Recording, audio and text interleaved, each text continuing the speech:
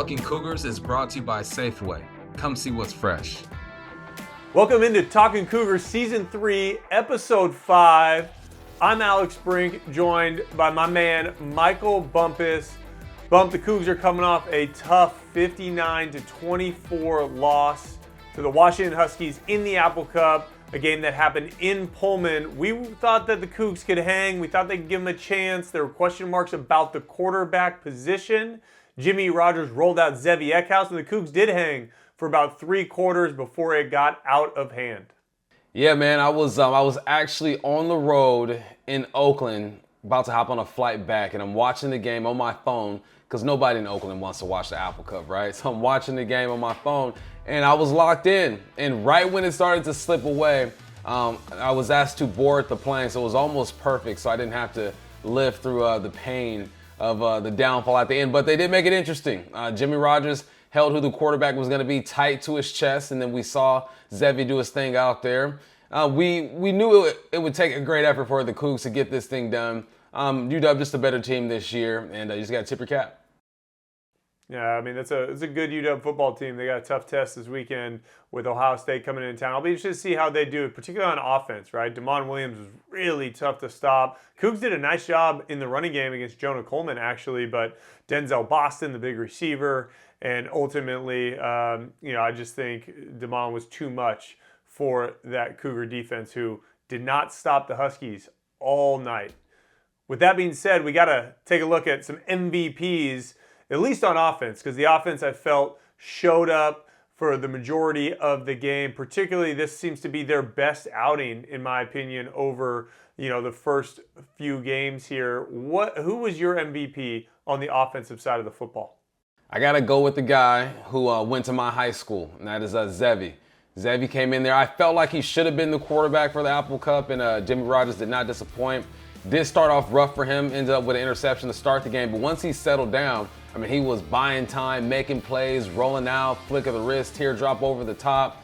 Did have a pick 6, but it was hit while making that throw. I thought Zevi played great. 25 of 36, 277 yards and 2 touchdowns. It looks like he should be the guy moving forward. I thought he was going to be the guy to start the season, honestly. But just the poise that this guy showed, and it reminded me a little bit of the bowl game from last year when they played Syracuse, and he was just balling. So he gave this team a chance to win football games. That's all you ask of from your quarterback. My guy's got to be Zevi, QB. Who you got? Well, you're right about Zevi, man. Not only was he pretty efficient, but he just showed some energy, man. He had that juice to him. You know what I mean? Like, I love that about him. He was throwing touchdowns and pounding the chest. He's putting his shoulder down to get first downs and popping up, talking to the defense. Like, that's what this team needed on offense. It was a little shot in the arm, and he provided that. But the other guy that provided a shot in the arm for the Washington State offense, the receiver, junior college transfer, Devin Ellison. We heard a ton about him in the recruiting cycle and getting him on campus. The coaches loved him. They just said his talent, his speed. He's a P5 level receiver, but kind of banged up, took him a little while to get into the mix, and finally we saw Ellison hit the field in a big way, Bump. 3 catches, 52 yards, and a touchdown. You saw his speed, you saw his craftiness, kind of sitting down in zones, working with his receiver, Zevi, and they had that goal line touchdown on the slant, really worked that defensive back and broke inside, made a tough catch down low. I liked what I saw from Devin Ellison. He adds another dimension to what I already think is a pretty good Washington State receiver room. Yeah, I agree 100%. That end zone touchdown was beautiful. You had a tight end or receiver with him over there. They motioned him away to give him that one-on-one type of look. I'm yelling at the TV screen, one-on-one, you got to win it. Does a nice little outside release, boom, snaps inside, makes the catch. Also had a play down the field as well. No, that was fun to watch. That was refreshing, man. You need plays like that from that young man, and you're going to get more of that. And I think that's what you can take away from this, that you might have just found your connection. Now, obviously, there are other receivers there as well, but I think Zevi continues to be the guy. You continue to sprinkle in all these other receivers. You never know. It should be a good one. Moving forward, at least. So now we got to talk about this defense. I think once again, it's hard for us to look at the points that were given up and how UW was able to move the football and give somebody an MVP. We don't do participation awards over here on Talking Cougars. So we're going to talk about something that we need to improve. For me, Just got to be better tacklers, man. The fundamentals of football. Get the ball carrier to the ground. We didn't seem like great tacklers, and honestly, you got Williams, who's a good football player. Coleman, obviously, big boy. Boston on the outside. I'm being realistic with this. I understand what you're up against, but there are some plays that just need to be made. Form tackling, get them to the ground. Got to improve on that. For me, it's situational football, Bump. It started on the first series. I mean, there were moments where this Washington State defense actually looked pretty good, which is hard for me to say because they gave up over 50 points, 52 points. You know, one of those 7 of the 59 were a pick 6 by Zevi, 52 points. And they didn't stop the Huskies all night unless the Huskies took a knee and didn't want to score. So it wasn't a good night, but they had some big moments. The first play of the game, a sack. And they get the Huskies into 2nd and 17. And I'm thinking, oh, the defense came to play, right? San Diego State type of game where they're dominating. And then the very next play, they throw a ball for like 20 yards down the field, wide open seam route. The linebackers for Washington State didn't get enough depth. And boom, it's a first down, and the Huskies are off and rolling. And I just think situationally, Washington State has to know it's 2nd and 17. What are the Huskies going to try and do? There were multiple times they tried to get two upfield by the defensive line and allowed Demond Williams to step up and create big runs. And so again, just understanding situations, that for me needs to be a huge improvement. Yeah, that comes with reps. Let's keep on repping, and we got a long season ahead of us, so they'll have opportunities to fix that. I'm sure Jimmy Rogers and the gang are going to crack down on that stuff there. Yeah, no doubt about it. When we come back, we'll listen to Jimmy Rogers and his commitment to Zevi Eckhouse as QB1.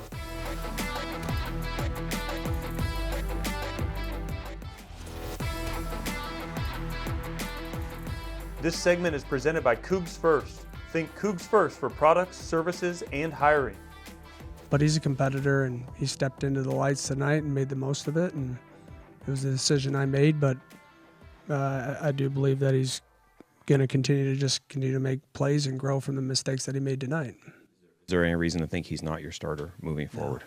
No, he'll be the starter. That was Coach Rogers on his thoughts on Zevi, man. He's a competitor. He showed up and made the best of his opportunities, and he's going to be the quarterback moving forward. I think that is the best case scenario for this team right now. Like you mentioned, B, he showed a lot of poise. He showed some emotion. He was talking that talk, walking the walk, did have a couple mistakes, but without the play from Zevi, the Cougs don't stand a chance in this game. Yeah, that wouldn't have even been close. I mean, Zevi was accurate throwing the football. His legs were a difference, both in the design QB run game, right? Some QB power, some zone read, but then also just his ability to make plays off schedule, kind of getting out of the pocket, being crafty, and be able to make throws on the run. You're no doubt about it. He was the difference. Also, from a quarterback's perspective, he's basically playing down 14 points, right? The whole game, and trying to claw back and cutting it to 7 and always doing it. No running game again. And it's just kind of all on him. And eventually he makes a tough mistake, right? He throws an interception, pick 6. It was kind of a funky 4th down play. Could have been a grab on the receiver. Receiver wasn't looking, all sorts of things. In the end, I just felt like that was a result of having to press for 3.5 quarters to try and play catch up with a good Husky offense. I think Zevi, if he gets a running game and keeps that same consistent attitude, I think he's going to be really good. Yeah, what I liked about him was all the things that you just said, in that he didn't seem like he was like afraid of the moment. This is the Apple Cup. It is a big game. You haven't been the starter. You've been doubted by the coaching staff at some point. But you come out here and you make a play. One of the better throws that I like, man, he's falling backwards and he drops a teardrop over the top. I forgot which receiver it was. But that's a confident throw. You don't make a throw like that unless you have full confidence in yourself and your ability to make those plays. Zevi, he earned his spot again, and mentally to be dropped down to QB number 2, to have your spot taken, and to still be positive on the sidelines. Everything I saw about him was positive. I mean, effectively, he was QB3, right? Because Duggar was getting all the run as the second guy. So, Zevi went from QB1 in the offseason to QB3 out of camp, and now he's back to QB1. And like you said, never missed a beat. That speaks to his character, and I think his mentality and maturity to be able to handle that. And you mentioned that teardrop over the top against some pressure. He had multiple 3rd down conversions, 3rd down throws, where he was either working through his progression kind of back to or front to back, or pressure in his face, and he threw that beautiful corner ball, I think, to Tony Freeman on a third down with pressure in his face, threw it away from the defenders. I was really impressed with his ability to deliver the football under pressure. That is hard to do, especially when you haven't played a lot of ball in the last 2 years. You know, he started a ton of games at Bryant, but just got the one start last year in the bowl game. I mean, he really hasn't had a ton of live reps, Bump. No, he hasn't, but now he's going to get them. And it's got to feel good for him to go into the week now knowing that he is going to be the guy. Obviously, you prepare like you're the starter regardless of where you are in the depth chart at any position. But it's a bit different, I would imagine, for him every week now going in knowing that I am the guy, that I've gained the trust of my coaches. And building that chemistry with the number one receivers now. When you're a 2 or a 3, you're not throwing the ball to the ones often. You're throwing the ball to a red shirt, to walk-ons, your scout. Your role is a bit different. So things have changed quickly for him. His whole career has been like a roller coaster, right? From going to Bryant and getting here and then not playing in the bowl game and all that stuff. So he's no stranger to situations like this. No, he's not. And I mean, a lot of snaps. Remember, we can't forget at Bryant how talented he was. I mean, he's the Big South Offensive Player of the Year. As a freshman, he's in the mix for the Jerry Rice Award, which is the top offensive freshman in the country at the FCS level. I mean, he's a really talented player, really productive there. And again, we saw sparks in that Syracuse game for sure, in the bowl game. And then I just think, you mentioned the moment not being too big for him. That cannot go understated, Bump. That is a huge thing to be able to step into that at home. I mean, that's the biggest crowd I've seen in Pullman in a long time, Bump. It was loud, it was rocking, the home crowd was ripping it. And guess what he did on the first drive? You said it, he threw an interception. That would have been easy for a guy to fold in that moment. He didn't fold at all. He pulled his chest back and he went out there, scored the next drive, and just kept going and kept battling. So, loved that from Zevi. Loved the mentality. Loved his confidence level. Yeah, they put some drives together. You got 11 plays, 75 yards. You have 7 plays, 75 yards. 9 plays, 75 yards. I mean, it wasn't like he was given a short field and only had to go a couple plays and put the ball in the red zone. And like you mentioned, it was on him. Once again, you can't get the run game going. I played quarterback in high school, not the level you guys played it at. When everyone is looking at you in a huddle to make a play, to make the right decision, it's a lot of pressure, man. And I was proud of the way he performed. So he went to my high school, Culver City High School, and I hit up his head coach during the game, Coach Wright, and I said, I don't care what happens today. I'm so proud of Zevi. I mean, he's just for him to be thrown in this situation and look natural and like embrace the pressure and the bright lights. He has a good future for the rest of the season. Yeah, I totally agree. I think it's the right decision by Coach Rogers to stick with him moving forward. I also thought, in general, a really good game plan from offensive coordinator Danny Freund. There was a lot to like about it. When we come back, we'll take a look at one of those offensive plays that made a big difference in this game.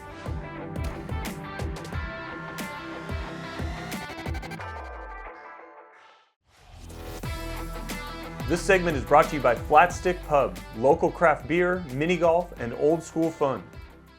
Welcome back to Talkin' Cougars. I'm Michael Bumpus with Alex Brink. It's time for our play breakdown. Here's the situation. UW recovers Wazoo's onside kick. They go down and score. So now the Cougs are down 14 points. Once again, felt like we're down 14 points the whole game. It's 17-31, 2nd and 9. And this is one of the biggest plays you will see or you saw that day. You got a bunch to the boundary side or to the boundary side of the formation. You got your tight end who rolls into motion. He gets to the wing position. All right, your man defense, if you do one high look, Zevi's going to fake the handoff, roll over to his left. Your tight end was supposed to block the edge and gets to the flat. He gets caught up in the mix. So now you got white jerseys staring down Zevi. Zevi's rolling to the left, flick of the wrist, and we go deep down the field for a gain of at least, 50, 55 yards. One of the biggest plays from Zevi, again, showing the arm talent and just the moxie to stay in there while guys are looking right at him about to make the play. QB1, break it down for me. What is this whole situation? I mean, first of all, Bump, talk to me with that arm strength. Zevi Eckhouse, right. Almost 60 yards in the air, moving to his left, kind of off balance. Like you said, flick of the wrist, and that thing took off. Josh Meredith made a really nice play. They ran kind of a switch double post concept. Meredith ends up on the outside running the post, and Zevi hits him over the top. This is a great play for a number of reasons. You mentioned the situation. Remember, the Cougs out of half go down and they score right away. Devin Ellison catches the touchdown, and you cut it to 7. Cougs got all the momentum. Jimmy Rogers rolls the dice and tries to run an onside kick that does not work. UW immediately scores. So it felt like the Cougs just a kick in the gut, right? Like, you're back down 14. How are you going to recover? Well, the answer was this. Cougs get it to 2nd and 6, and Danny Freund dials this one up. You know he had that one in his back pocket bump. I mean, not only is it bunched into the boundary, there's another tight end over there. It's 4-0. For those of you that don't know, you don't often see a 4-0 unbalanced set. And then you get that big play action and you get the post. It's a really well-designed play, well-schemed, and then ultimately well-executed. I just kind of thought all around, execution, scheme of the play, and the timing of when it was called was all really good. Yeah, I think that's big, the timing of it. You roll the dice, you don't get that onside kick, you have to score. And that's a lot of pressure to put on an offense, feeling like, okay, we have to score every drive to keep up with this team. And you pull this one out, you're right. If I am on the defensive side of the ball, if I'm UW, I got to be thinking something's coming out to the field. He's got to be rolling this way. There's no way they're going to be in a 4-0 like you mentioned and then do something to the boundary. But and then just see the poise, right? You're standing there, you got 3 or 4 jerseys looking right at you, trying to get a hit on you, and you wait and you wait and you wait and you let it go just at the right time. And then for the receiver, that's one of the toughest catches in football to me. When you're slightly over your shoulder, you're running it down, you're trying to track the football, you're running, your helmet's moving, everything's bouncing around, and you come up with a big play. Man, no surprise that Meredith had the concentration and the ability to lock it in and come up with this play. What's that feel like, Bump? I was actually, as you were describing that, I was thinking about trying to run downfield and like look up at the ball, because the ball kind of comes in like behind him, right? And so he's able to look like I can't imagine what that feels like. Yeah, one, it feels like the football's up there forever. I mean, it feels like it's up there for 2 to 3 minutes. And the hardest part is because your helmet kind of limits your vision a little bit. You're tracking the football, and it's almost like when I describe it as when you're playing baseball, right? Batters can't see the ball all the way to the glove or to the bat. It's like you're taking little pictures of it. You take a picture at the release, take a picture halfway there, and then you kind of anticipate where the ball is going to go, and then you take a picture when the ball's in your hand. With a deep ball like that, that's kind of what you're doing, and also you're feeling the defender behind you and making sure there's some separation there. It happens quickly if you're watching it on TV or at the game, but as a receiver, it feels like an eternity when that football's up in the air. Oh my goodness! I thought playing quarterback was hard, man. That I can't imagine trying. Quarterback is still the hardest position in sports. Let's not get it twisted, though. Well, look, that play breakdown. I mean, the play in general, the play breakdown. I mean, I think so good. It's a really good example for all the Coug fans out there of what they should be excited about this offense moving forward. Right? It's creative. It's multiple. It's really hard to defend if you have all the pieces of the puzzle working in the right direction, which I think for the most part against the Huskies, this offense was the best we'd seen. Yep, I agree 100% B. And when we come back, man, we're going to get a lot of sound. We're going to get some reaction from the players and the coaches. That is next here on Talkin' Cougars.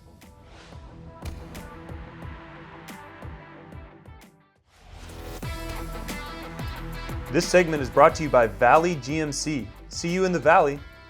Back here on Talkin' Cougars, let's listen to some sound from players and coaches as they move on from the loss to the Huskies. I mean, a loss like that sucks. Not too many guys know the true meaning about that game, but it still hurt everyone. But it's one of those ones you got to just take on the chin. I feel like we had success in some capacity and we didn't finish the job on both sides of the ball. We had opportunities on both sides of the ball. It was a little cleaner technically in certain aspects, but it wasn't consistent enough. And so I think the look of what you're referencing comes from the consistency of play, not necessarily the play itself. I'm just going out there trying to do my job. You start looking at the scoreboard, you get caught up in the wrong things. So for me, I was just trying to lead my team as much as I could, reminding them that we just got to win every single play. Don't worry about the outcome. Don't worry about the scoreboard. Just do your job. Yeah, I think we were playing how we knew we could play, and we weren't even really playing great football, and we were still within 7 points. So it just kind of shows what we can do as a team. It really just comes down to execution and doing our jobs, and Me personally, I didn't do a great job doing that. So, yeah, just execution. We showed a glimpse on offense about who we could be, and we just need to build on that. Come Colorado State, we get to go to their territory. We know away games are always harder, but I don't think our receiver room is getting respected as much as it needs to be, and we're going to continue to show that. Thing for me is just trying to find ways to grow within this offense and be the best player that I can be for this offense.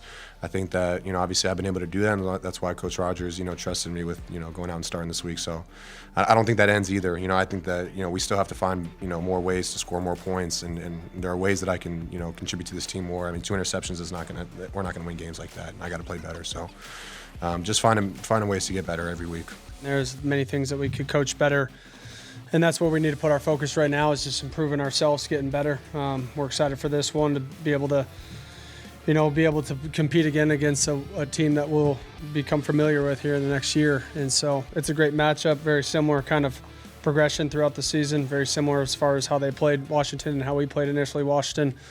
And so, yeah, it'll be a great matchup. We'll be back on Talkin' Cougars with a preview of Saturday's game against the Colorado State Rams.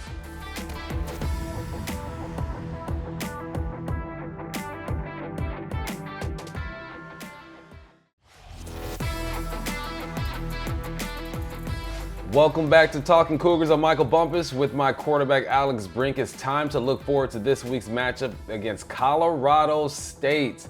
This is a team defensively. They're gonna run this. It's like a 4-2-5, but it's really like an odd front with 3 down linemen. You got this linebacker they call the Jack, who's versatile. He'll walk up to the line of scrimmage. He'll play in that second level as well. They're not really aggressive when it comes to coverage. You're going to see a lot of zone with this team, a lot of 2-high look. They will roll safety downs to 1-high look. Thing I like about this is they only have 3 sacks as a team. 3 sacks this year. They do not get after the quarterback the way that we are used to seeing. But this is going to be a good matchup. This is going to be a good matchup. Their leading tackler, Owen Long, has 38 tackles.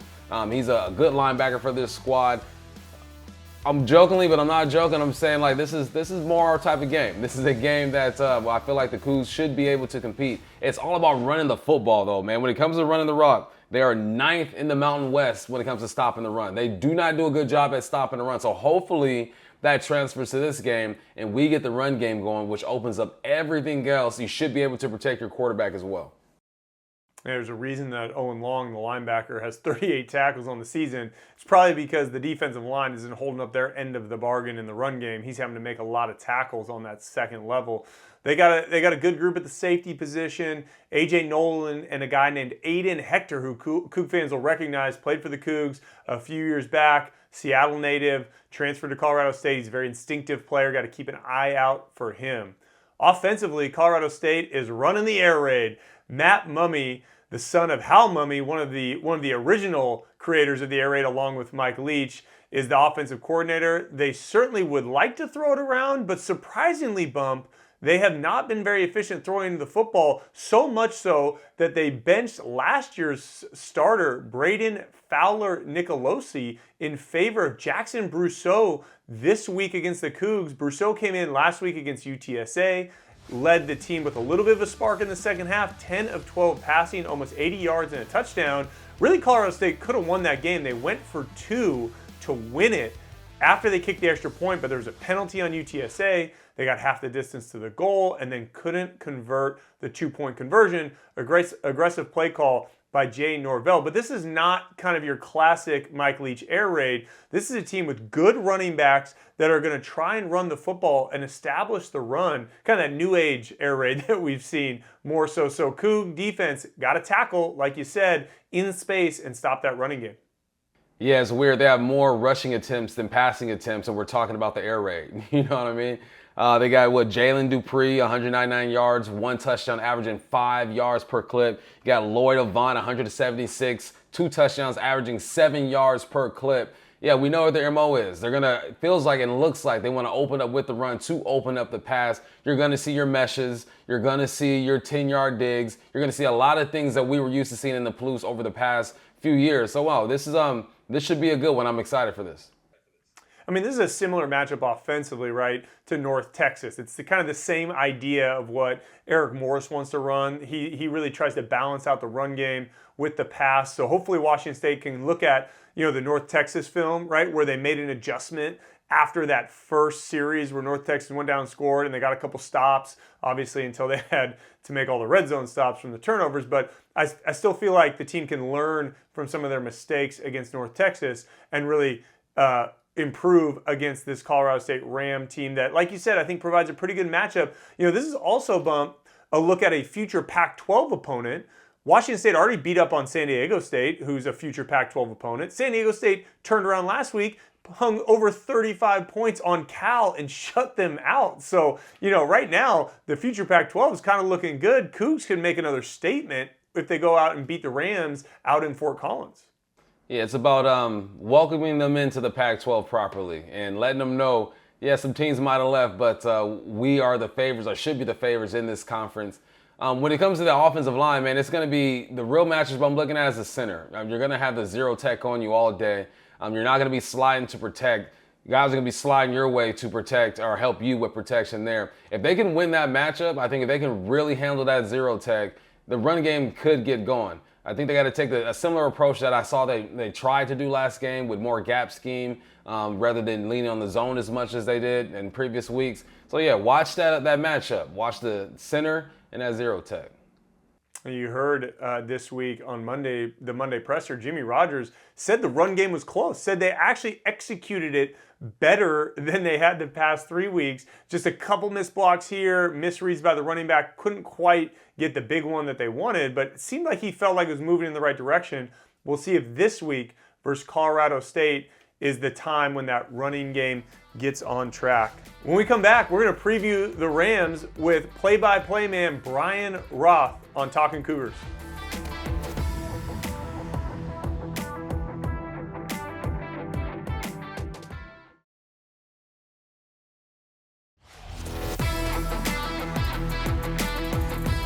Back here on Talkin' Cougars, super excited to be joined by the voice of the Rams, Brian Roth. Brian, thanks for joining us here on Talkin' Cougars. Yeah, no problem, Alex. Appreciate you having me and looking forward to seeing you guys this weekend. Yeah, it'll be a fun matchup. I mean, I kind of want to start there, I guess. Cougs came out to Fort Collins a couple years ago, but it was a non-con game, so to speak. I guess this one is too. But we're kind of all looking forward to 2026 in a way when the new Pac-12 is upon us. And CSU is going to be in it, obviously Boise State and San Diego State, Washington State, Oregon State. What's kind of the vibe around the program about what is to come in this kind of pseudo Pac-12 matchup? Yeah, I think Colorado State's mindset from the president of the university, I mean, she's all in on athletics, to the athletics director here at Colorado State, to the fan base is, this is a university and a football program and an athletics department that wants to compete at the highest level that they possibly can. And obviously, invite to the Big Ten isn't coming anytime soon for Colorado State. So really the goal of this athletic department in the university is try to align themselves with other schools that are like-minded and schools that are going to fund their athletic programs, that are going to fund facilities, that are going to put the support of the administration behind it. And, when the opportunity to kind of help Washington State and Oregon State reform this new Pac-12 came about, I think they kind of jumped at it because Washington State and Oregon State are like Colorado State. You want to put a lot of effort and money into athletics. Boise State the same way. Fresno State, obviously San Diego State with what they've done. They have a new stadium as well. So it's about trying to align yourself with the very best of the non-Power Four. And I think that's clearly what this Pac-12 is. Obviously, you're adding Gonzaga and basketball. I mean, who knows who else comes in basketball? It's going to be a great basketball conference. So the fan base here in Fort Collins and with Colorado State is super excited about what's going to happen next year and the years beyond. I'm excited for it too. And you mentioned about the investment. I mean, come out there a couple years ago, seeing the stadium, and it's a beautiful facility. Colorado State goes out and gets Jay Norvell 4 years ago. Saw the returns of that last year, right? 8 wins, going into making a bowl game, and now it kind of feels like maybe a little bit of a choppy start. What's the feelings around the program with kind of the first few weeks of the season and maybe the expectations that were on this team? Yeah, the expectations are high. I mean, let's be honest. It's 2025 these days, and with phones in our hands all the time, patience isn't what it used to be, right? And that's in particular with coaches and college football coaches, college basketball coaches. You've got to win now. There is no other way about it. And so, Jay Norvell now in his fourth season here at Colorado State, and the way that the fan base looks at this is, look, you have some of the best facilities in all of the Group of Five. You have a great stadium. You have a president again that's right behind the football program. You should be winning, right? And so Jay Norvell took over this program, and they went from 3 wins to 5 wins to last year. They won 8 games and went to a bowl game. And so the expectations are high this year. This fan base expects at least another 8-win season, certainly going back to a bowl game. And this is a Colorado State football program that hasn't won a conference championship since 2001. And I think they expect the Rams to be in that talk, right? In the standings, going to be there in November. Are you going to be able to still compete for a conference championship? The start has not been ideal. Look, they went to Seattle and played Washington. We can all agree Washington's really good. Damon Williams Jr. is a superstar and played well, 21-21 with 5 minutes to go in the third quarter of that contest. Kind of a lot like the Cougars game against Washington last week. But Washington was a better team, and they pulled away. And then the Rams turned it over 5 times and just couldn't get out of their own way against a FCS team in Northern Colorado, lucky to win. And then last week, Colorado State, look, the offense wasn't good for 3 quarters. They make a quarterback change, had a chance to win it on a 2-point conversion last week with 29 seconds to go. They didn't get it. You end up losing 17-16. So the Rams sitting here 1-2. You have Washington State, the final non-conference game. This fan base is going to be really antsy if you go 1-3 here in non-conference, in particular, because 3 of those 4 non-conference games are going to be in Fort Collins. Yeah, and you mentioned kind of the big storyline, it feels like this week, is the potential quarterback change, right? Jay Norvell came out and committed to Jackson Brousseau over Braden Fowler Nicolosi. What should Coug fans kind of expect as far as maybe differences or similarities between those 2 players? Well, I mean, when you talk about differences, there's not a ton other than confidence. I mean, Braden Fowler Nicolosi, and it's strange to see. He's a kid who made his 28th career start against UTSA last week. That's a lot of college football starts, and it almost seems like he's regressed. And it's strange to say with somebody with that much experience. And so I think he just flat out has lost his confidence. And so Jay Norvell finally going and making the change in the fourth quarter of the game last week, and Jackson Brousseau comes in and leads him on 2 touchdown drives. So I think the number one difference between the two, one as shaky confidence, the other one with Brousseau has confidence because he led 2 very important, what looked to be game-tying drives. Brousseau is about 6'4", a little bit bigger than Fowler Nicolosi, a little bit tighter, quicker delivery than Fowler Nicolosi. Neither one of them were runners. Both were more pocket passers that could get out on the edge on bootlegs. But, this is Ram fans had been a little frustrated with the quarterback position dating back to last year. That frustration grew larger in the first 3 games here this year. So it'll be really interesting to see Jackson Brousseau. Again, he doesn't have a lot of experience at all. He was a big-time high school quarterback in the Salt Lake City area. I mean, baseball state championship, basketball state championship, led Lehigh to a football state championship, but has not played a lot, if at all, really, for the most part, here at the college level. So he's going to get an opportunity coming up Saturday, but he did look good in relief on Saturday. And again, it's not relief where you're in a blowout where either you're blowing somebody out or you're getting blown out. They were down 10-3 when he got his first possession in the second half, led him on a touchdown drive. Got his next possession, they were down 17-10, led him on a touchdown drive. So that'll give him confidence going into Saturday. Right, and it's it's an offense that Coug fans are familiar with, right? Matt Mumme, son of Hal Mumme, air raid disciple. But what's interesting, and this could be quarterback related or not, is it seems to be an offense that does want to have balance in the run game. 2 talented running backs, certainly kind of leans that way. Do you see that as a scheme situation, or more of just how things have played out with the quarterback situation through 3 weeks? Yeah, I mean, I think it's a little bit of both. I mean, Colorado State was full on air raid in the first 2 years that Jay Norvell got here, and they didn't run the football very well at all. Last year, Jay Norvell was trying to protect the quarterback a little bit, protect the defense, and they went more to a West Coast pro style type offense and ended up running for 170 yards per game last year. And I think Jay kind of liked that, more ball control. And so he kind of has changed his philosophy offensively. They still run air raid concepts, but certainly more of an emphasis on running the ball than when he was at Nevada for 5 years, or even the first 2 years here at Colorado State. So, and then they have two really good running backs. You mentioned Jalen Dupree and Lloyd Avant, both very, very capable guys. So I think it's a change in philosophy just in general for head coach Jay Norvell, but I think he also sees what he has at the running back spot. And so, and me, I'm all for it. I mean, look, I like watching teams throw the ball over the yard, but you look at the Rams rushing numbers in the first 2 years, they were rushing the ball for the 90 yards per game. And just to me, if you're only going to run the football for 90 yards on average per game, it's going to be hard to win consistently. And so you've seen just a philosophy change from Jay Norvell. And so far, the running game has been pretty good. It wasn't great last week. It was good, though, in the fourth quarter. And so, that's certainly going to be a big part of this Rams identity moving forward is, hey, we're going to be a balanced offensive team. Yeah, it's definitely a concern for the Washington State defense. Had a little bit of trouble in the run game over the course of the start of the year. When you think about that Colorado State defense, what should Coug fans expect? Washington State's offense has not played great through 4 games, but kind of sparked a little bit last week with Zevi Eckhouse. Is it a defense that you're going to see a lot of pressure from? Kind of who are the guys that Coug fans should keep an eye on? Yeah, I mean, this is a defense that's almost completely new. And I guess that's not strange in this era of unlimited transferring and NIL, right?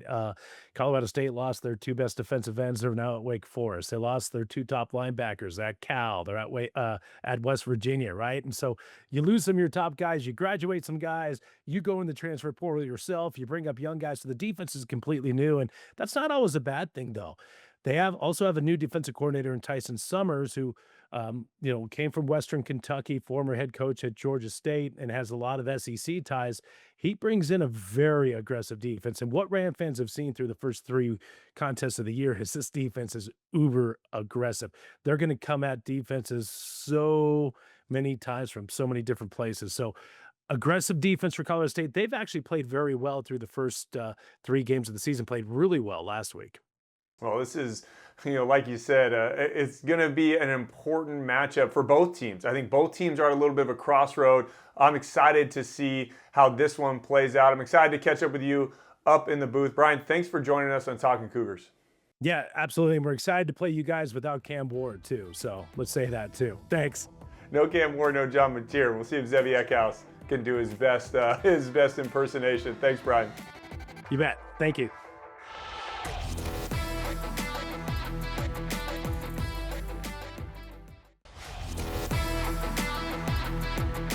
If there's one thing I regret from Saturday, it's the comments in here. Nobody brought me in here to make excuses about things that we don't have. And then I see a soundbite, everything's a soundbite, about my comments that I made. They brought me in here to help create a winning program. I need to do that and keep my mindset on that and not complain about things that in the moment I don't control. I control the attitude of this football team, and we got to get ready to play our best football. It's easy to make excuses, and everything I've said to the team, I become hypocritical on what I say when I say things like that. And so more than anything, I probably apologize to the Coug fans and the administration as far as, that even coming out of my mouth, because nobody cares. And I've said it before, nobody's going to save us right now. We got to save ourselves. We got to commit to the process. We got to compete. We got to find a certain level of focus and passion to step on the field with and compete. And we're not going to stop trying. I can promise you that. And play a certain level of grit to keep us in games and then try to close people out in the fourth quarter. What we don't have is an excuse on why we played the way we did. We had the opportunity to win a game. We didn't. And we need to learn from it, grow from it. Let it sting because it stung, and we got to get better.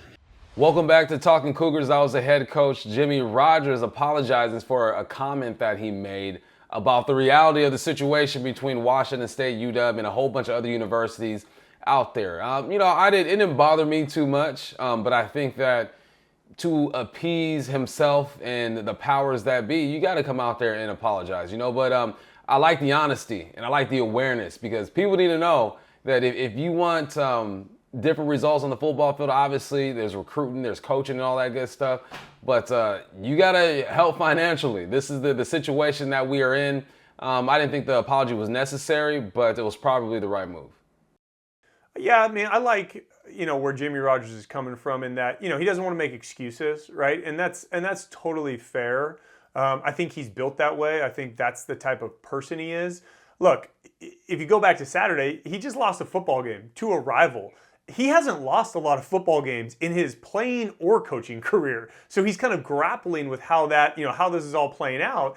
And I think, to your point, Bump, the realities of the situation across college football has to change people's expectations on the outside more so than anything, right? If you're not going to invest and you're not going to make the commitment, then the results might be different than what you would like. And they might not be, right? There's a chance that you can compete and you can do some of these things if you build the right culture and you have the right systems and you do it right. And I think that's what Jimmy Rogers is building.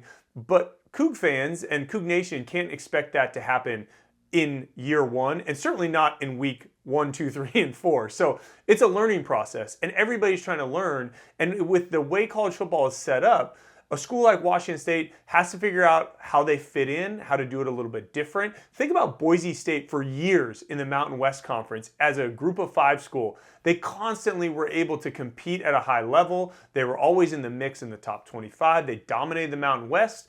Then they went out and they would go beat Power 5 opponents. They were always in the mix in bowl games. And I think that's the mentality Washington State has to have moving forward, is how do you do that in this new landscape? And I think that's kind of what Jimmy Rogers is getting at. It's not that he feels like Washington State's inferior to Washington or Oregon or some of these other schools. He just feels like they got to figure out how to do it differently. I really like what the Washington State administration and the new president are doing, the way they're talking about how the Cougs are going to battle this moving forward. I think they are trying to get the right resources in place, and now everybody needs to jump on board and help out.